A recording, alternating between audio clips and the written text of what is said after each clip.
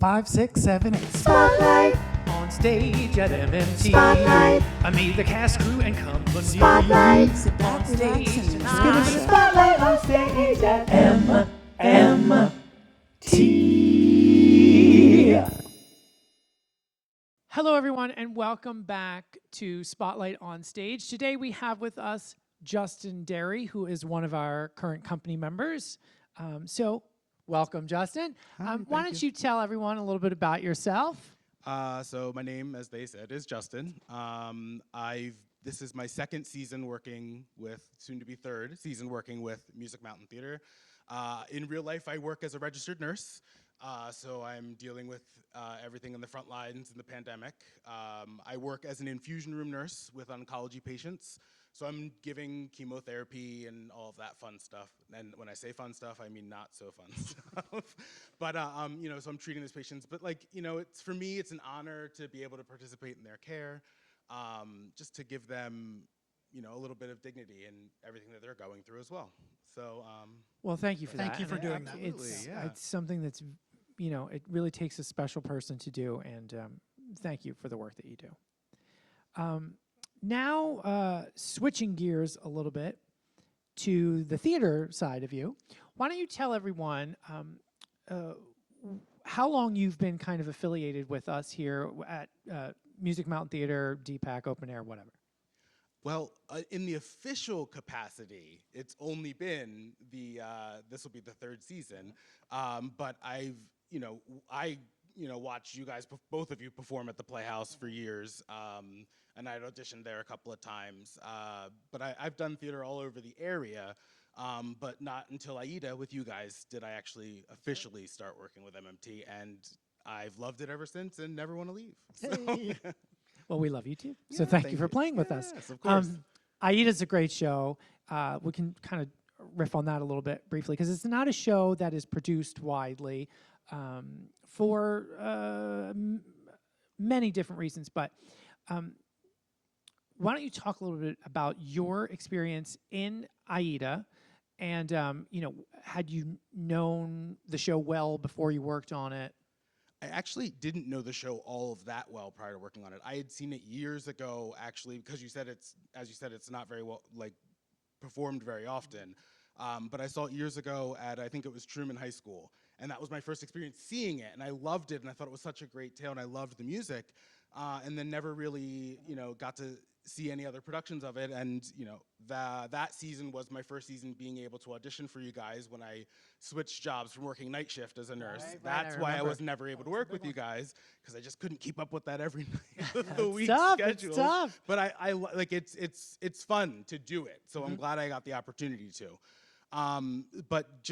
So that was the first show I auditioned for, and I got cast there, and I loved it because the show itself is just about love, and that's the whole the entire theme of the show is love, and the whole cast was so fun to work with, and meeting everybody for the first time, and being timid, but also I'm a big personality, so that doesn't stay hidden long.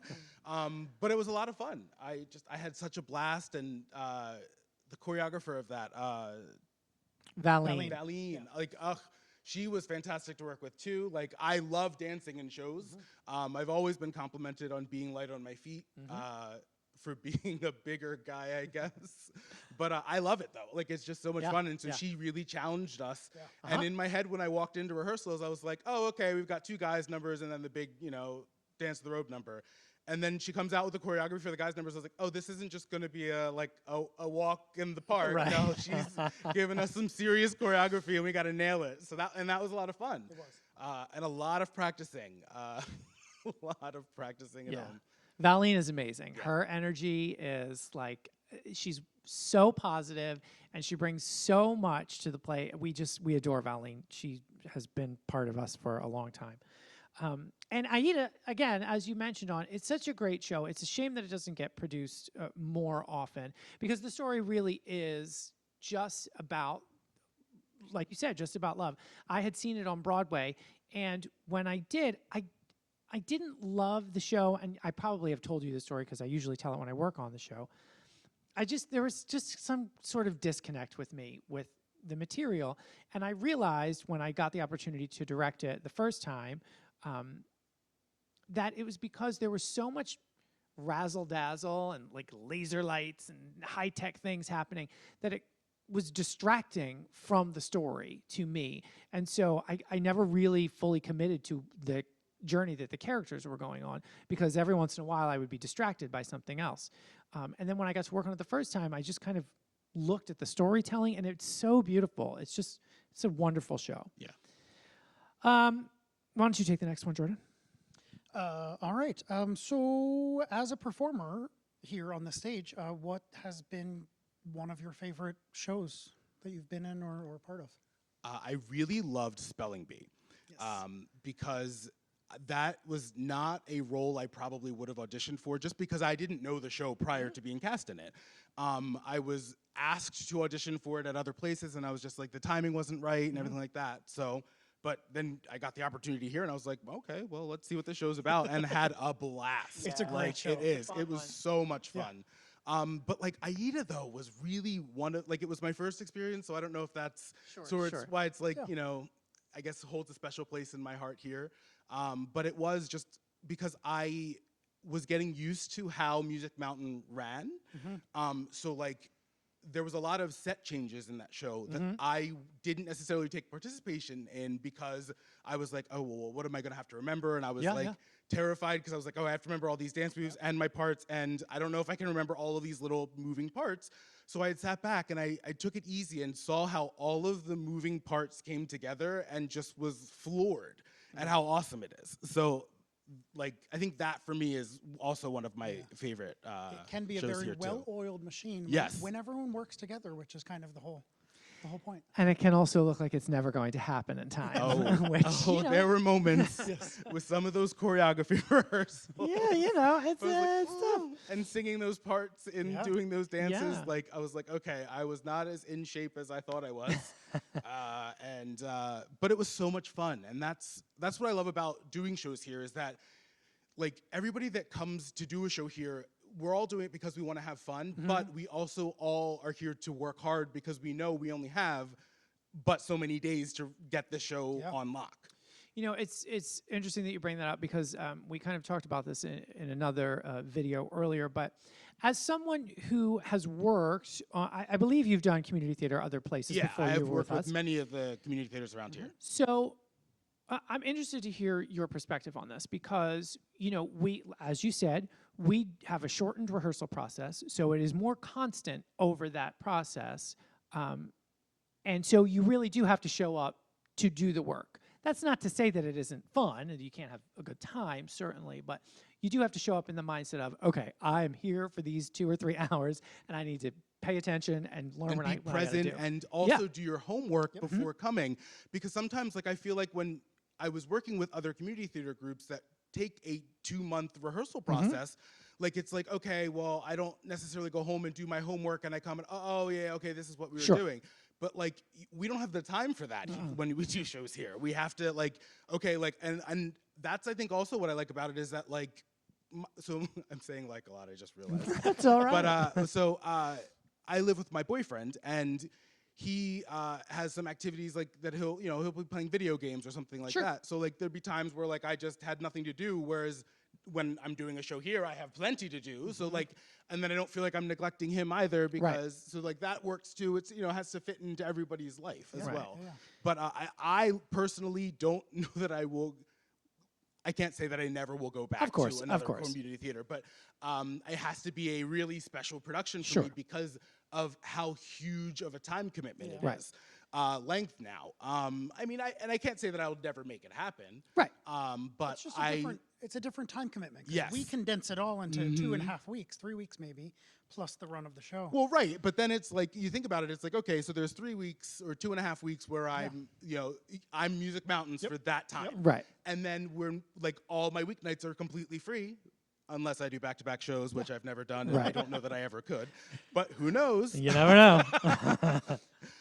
But it's just, I love it. I don't know that I could go back to a longer rehearsal process, because I feel like sometimes the length of a rehearsal process can also beat a dead horse, in a sense, where it's like the show isn't as fun and fresh. Sure. Whereas I don't think I've ever had an opening night here where I was not like, oh my gosh, is this gonna happen? Let's make this happen. It's gonna be awesome. But like I gotta remember all my stuff. And Yeah. like South Pacific was another one that was a little like it was like a shock to the system for me because I got a different role coming in on day 2 of rehearsal. Yeah. So I didn't have the 2 weeks or so before when we have our scripts to work on those lines. So that was a little terrifying for me. But you did it. But I did it. It happened. Rose It to was the a great occasion. show, and I had so much fun doing it as well. So, but yeah, I think with the shortened rehearsal process, that extra 2 weeks with the script is definitely important. Yeah, of course, of course. But hey, I mean, every experience is a new learning opportunity for success or for failure. That's you know what true. I mean? And I rose to the occasion, and it was awesome. Yeah, I think that's. I'm glad to hear you say that. First of all, because some people come through here and they do one show and it's too fast and they don't enjoy it and they don't come back, and that's don't come back to perform, I should say. Right. And that's completely your prerogative. If you're doing this for fun and you're donating your time, it's really up to you how you want to spend that time. And some people like it for the social aspect of it. Right. And the lengthened rehearsal process, yes, you do get to know people a little better. But for me, actually, the social aspect comes from actually during the runs of the show. Right. And pre-show, when we are all getting ready and chatting and that sort of stuff. That, to me, is the socialization aspect that works for me, but that doesn't work for everybody. Correct. And I think another point along that socialization idea is that, especially for our company members, when the show is over, that's not an end. It's just on to the next chapter. Exactly. And so we're not together for 3 months and then we may never see each other ever again for the rest of our lives. We're always going to see each other. It might just be a month or 2 or 3 occasionally before you are seeing people that you know and meeting new people as well. So that's a great point. Thank you. And I actually love that. And that's why I wanted to be a company member here too, was because I came in and I saw the people that knew each other that were your company members, and that, and the bond that they all had. I was like, I want to be a part of that family, because I saw that everybody was just connected. And well, we're happy to have you. yeah, I'm So happy to thank be here you. too. Part of the family. Absolutely.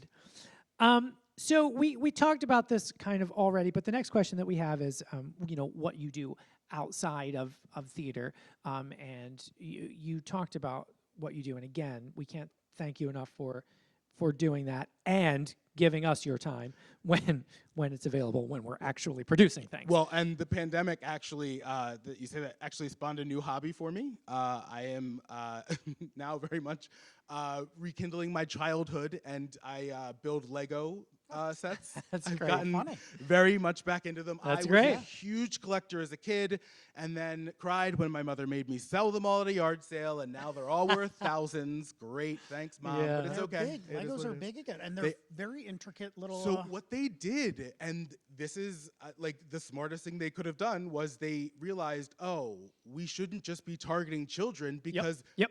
our original audience of children are now adults. So during the pandemic, I purchased the Hogwarts Castle Lego set, because I was like, well, I don't know how long this pandemic's gonna last, and I don't know when I'm gonna get to perform again, so I might as well have something that could take me hours upon hours.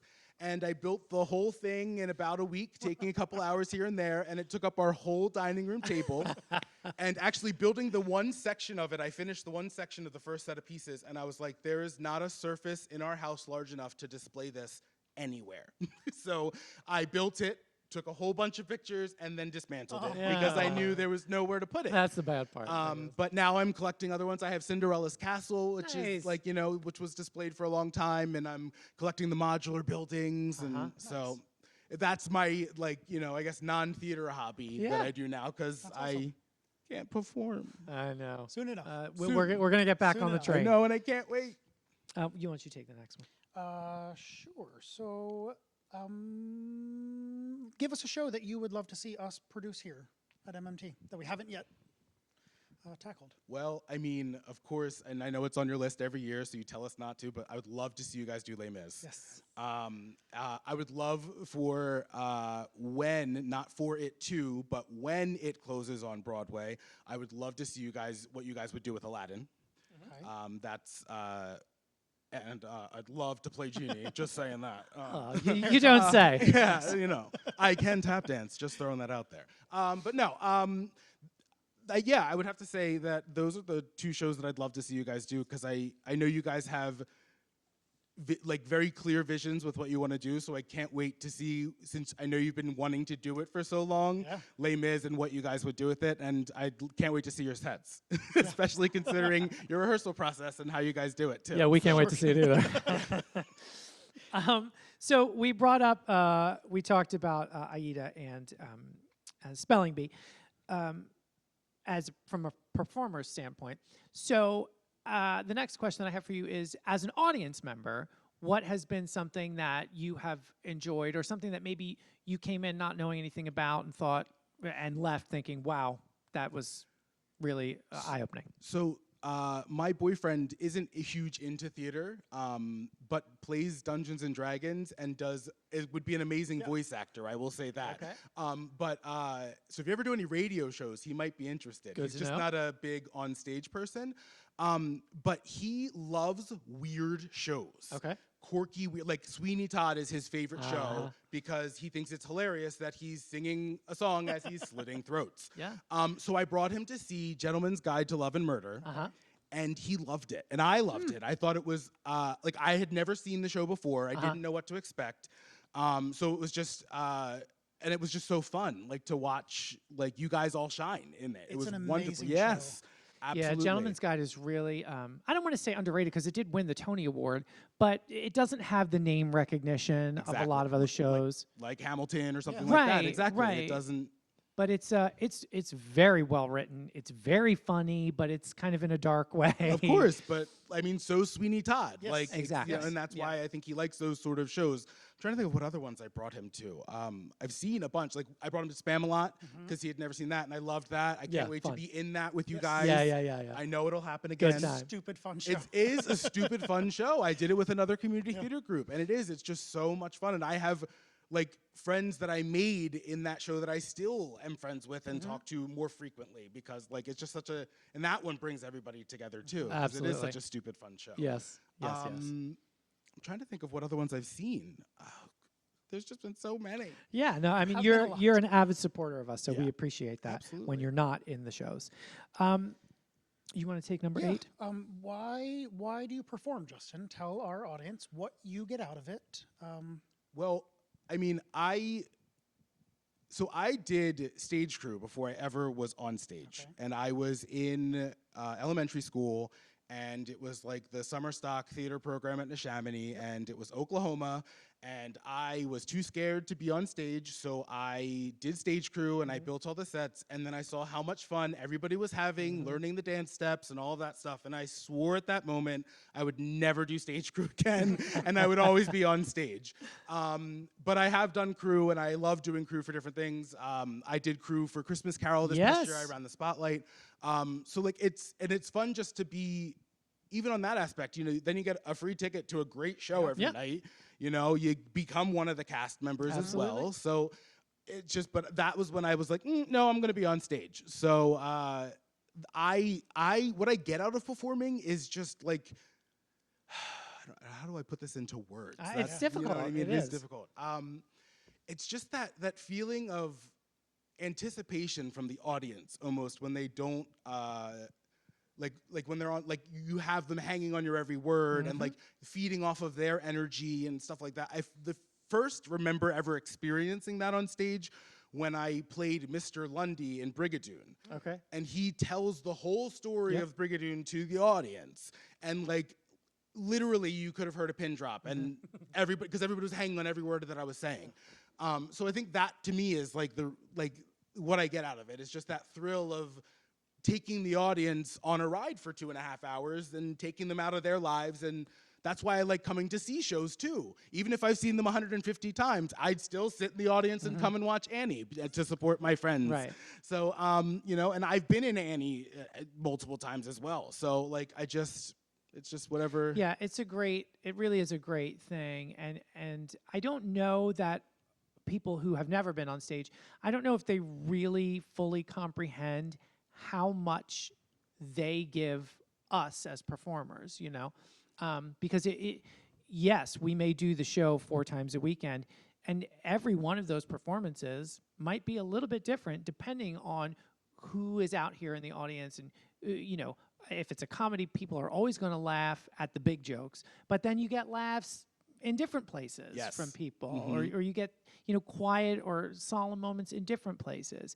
And I think it's something that is such a great give and take relationship between audience and performer, and something that we're all really missing right now as performers and as well as audience members. You know, we did a few concerts over the summer. I was actually just about to say, as I'm thinking of the shows that I did here, Songs of the Silver Screen was another one of my favorites. I Great. loved Like, I it love was- concert. I know, like and I had never seen any of your concerts in the open air theater, so I had no idea what to expect. But I had done the 4th of July one last year. Oh, yeah. And I'd pre-recorded my song for that.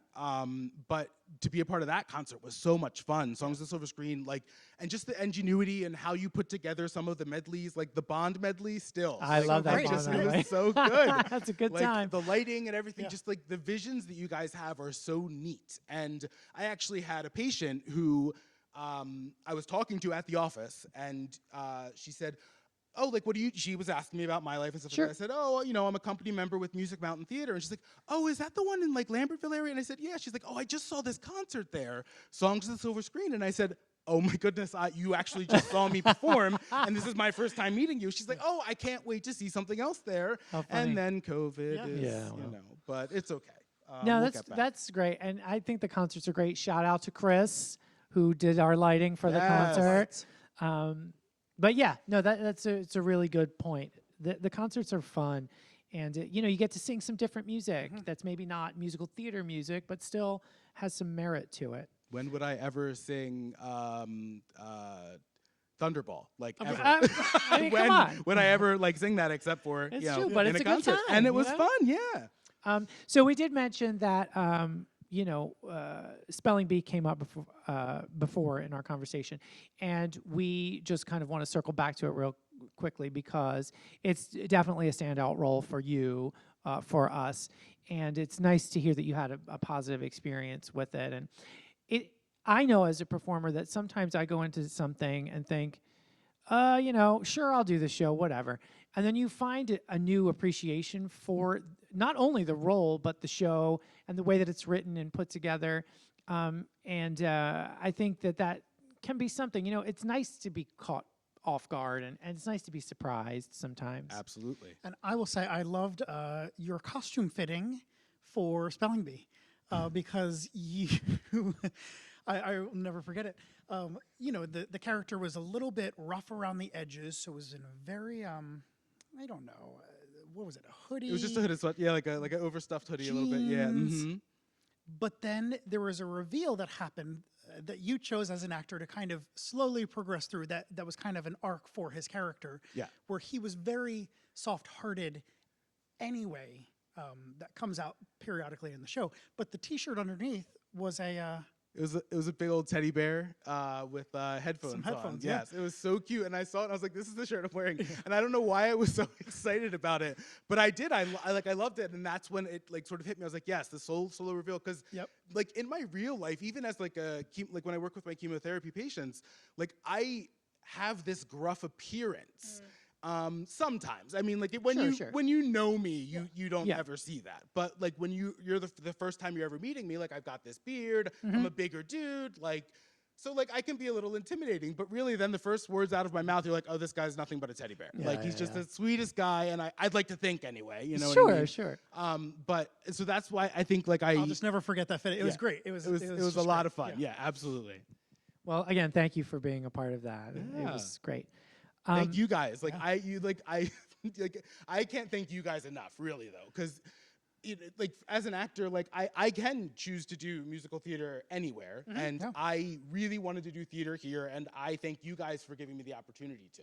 Well, it's been our Thank you pleasure. for giving us that Yes. opportunity. Yes. So now we're on to our last set of Yes, questions. It's kind of an homage to Inside the Actor Studio, if you've ever seen that. Okay. Some 10 questions for you, so I'll ask the first few. What is your favorite musical of all time? Ooh, I know it's hard. I'd have to say Phantom of the Opera. Okay. Because it's the very first Broadway musical I ever saw. It's the only musical I've seen 6 times professionally and never performed in. And my best friend and I actually have a special bond to it where in middle school, she called me Phantom and I called her Christine. And we wrote an entire like cartoon out that we called Go Phantom, and it's all of the things that could go wrong or would go wrong in a show, like Ral accidentally falling off the banister, or like Phantom like throwing chandeliers at random people, Hey, like just you stuff never like know. that. It was a lot of fun, so I'd have to say Phantom of the Opera. All right. Good one. Opposite of that, what is your least favorite show? Another Andrew Lloyd Webber's Cats. I right. can't. I I hear ya. just I. Mm-mm. Understandable. No judgment. No judgment. Okay. Next question. What sound or noise do you love? Do I love? I love the sound, like the white noise of a fan. It's so soothing and So to calming to say. me. Yes, it's just every night I have to have that. So that's something I love. And what sound or noise do you hate? Beeping IV pumps. Oh. It's the most annoying sound ever. I used to work night shift at a hospital, so also like the sound of call bells at night, just because like I want to quiet things to not wake up Sure, anybody. sure. But in my current job, I work with IV pumps, so just it's this piercing, loud, annoying noise, and I hate it. You are allowed to hate it. Good. What's your favorite word?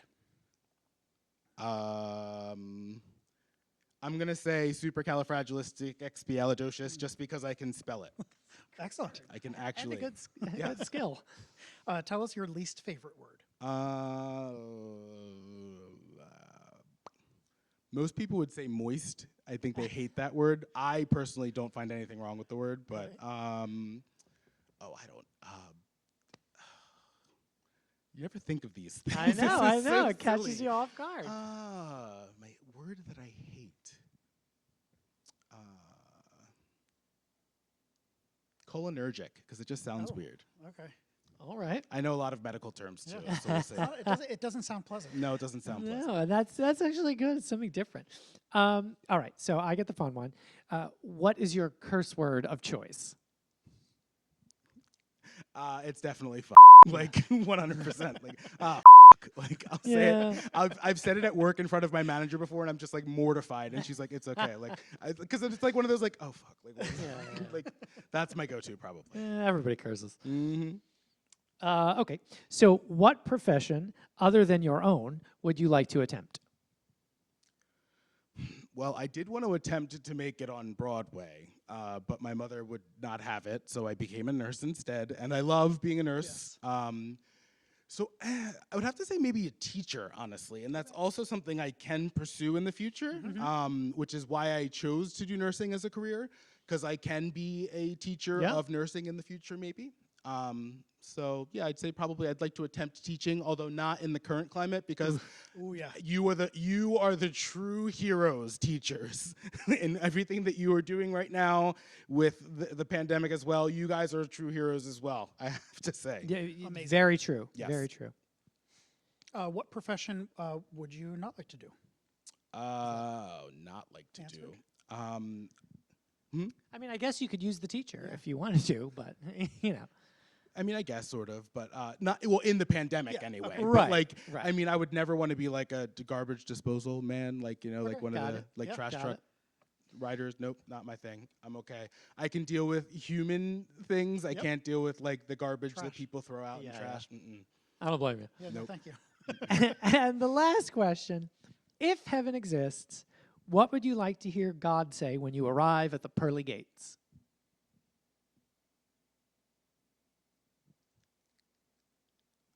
Welcome It's a good one.